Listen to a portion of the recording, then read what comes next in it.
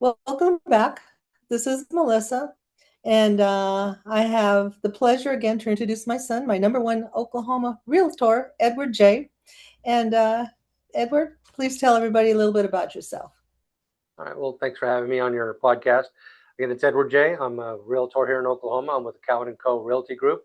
We are part of the Keller Williams Realty Premier family out in Owasso, Oklahoma. Been in real estate since 2018. Do residential, commercial, land development, pretty much handle all the assets, and just glad to be on your show. Cool. Well, today this topic is going to be about companies that offer to buy your home as is for cash. Now, what's the cash? Well, for example, just the other day, I received a text, and I've received several, and sometimes I get flyers in the mail. And I will read you what I just received.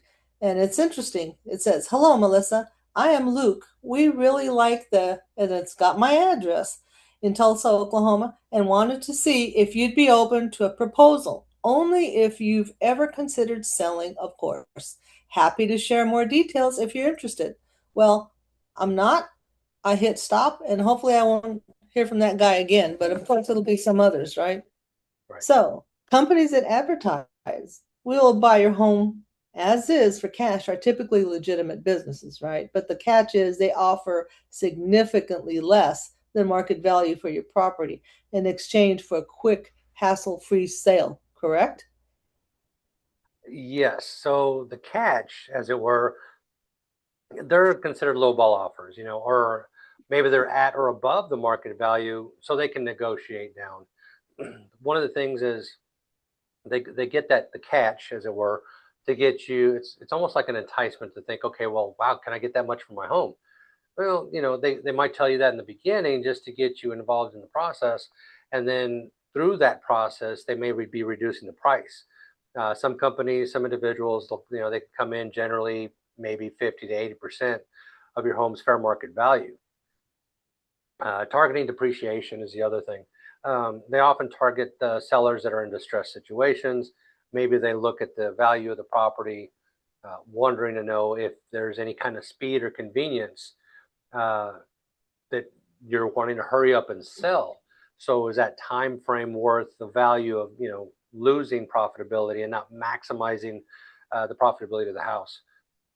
And the other part of it also would be inspections for negotiations.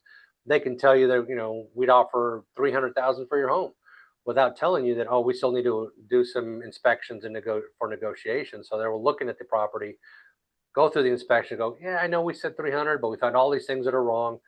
We're only going to offer you 190,000. If you don't know what they're talking about and know the actual value of your property, that could put you in a real dire strait. So that's where the part where they're looking at go, okay, well, they could further reduce the price. Okay, well, how they operate, but not all wholesalers and flippers are bad actors, right? No, they're not. In fact, I work with a lot of wholesalers, flippers that are investors, really good people, good families, businesses. They're on the level. They're very fair with their numbers. But you want to make sure that if you're working with them directly, ask them for market analysis. Ask them to show you the comps in the area. Don't just automatically take that number for granted, or you just say, okay, well, I'll take it. That's great, because you don't know what the bottom dollar is gonna be after they've gone through all the negotiation and inspection process. The other part of it is earnest money. As realtors, we look for at least 1 to 2% of the asking price. So let's just say your the home is at 200,000. Well, at 1%, we're looking at $2,000 for earnest money. A lot of times they'll lowball the earnest money just so they minimize their risk and say, well, I know it's going to be 2,000, but because we're trying to do it this way as a flipper or as a wholesaler, we're only going to do earnest money at 500. That's kind of a red flag for us, for me especially. I would say if it's legitimate, they shouldn't have a problem with 1 or 2% of the asking price. So, with all those numbers, when might it be considered for sale? Well, if you're going to really consider working with a wholesaler or an investor who's a flipper, or they buy and hold, maybe want to rent it to somebody else, there are some extreme circumstances, and that's based on the seller again. What type of risk? Are they needing to sell quickly? Do they want to wait through that whole process of working with a realtor, for weeks or months on end to sell the property at maximum value? Or they want to just hurry up and get out of this property, sell it as is, and move on with their lives. It just there's a fine line there between hurry up and sell it, and then let's wait and get the most we can out of this home. Whether you're maybe they've already moved out already, they've moved on to their next home and they just want to sell it, get whatever they can for it, and move on with their lives. And the other part of it is some people consider it, they're minimizing the headache, as it were, for that long term value if you want to sell your home. Avoiding repairs, it would be another thing.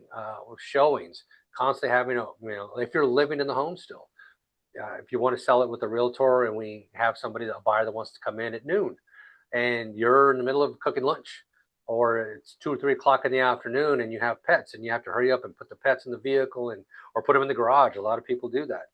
Or they'll leave a note saying, hey, my cat's in the house, please don't let him out. And then you have to go drive around the block to make sure, to stay out of the house so the buyers can come in and show the home properly. And closing costs is the other thing too. Sometimes these wholesalers and flippers will pay for closing costs. So there's a trade-off. You're risking the potential value, the profitability of that property if you go that route, if you have the time to go through the process of going through with a realtor. There's added value to that, but there's also those other things, like I said, the repairs, the showings, closing costs. Mm. But it all depends on that individual. So if you ever get those letters, you get those text messages, the emails, feel free to give me a call. I'm more than happy to give a market analysis of your property. We can have a call and I can go visit and just see if it's actually legitimate. So there's a lot of things we can do for you, but those are the two extreme circumstances. Okay. Well, that's a lot. And that's a lot of good information for people like me and other seniors who are out there considering selling their home for whatever reason. Once again, I appreciate you being here with me, and hopefully, I can make another appointment with you soon. We'll do this again for myself and everybody else out there. Thank you, Edward.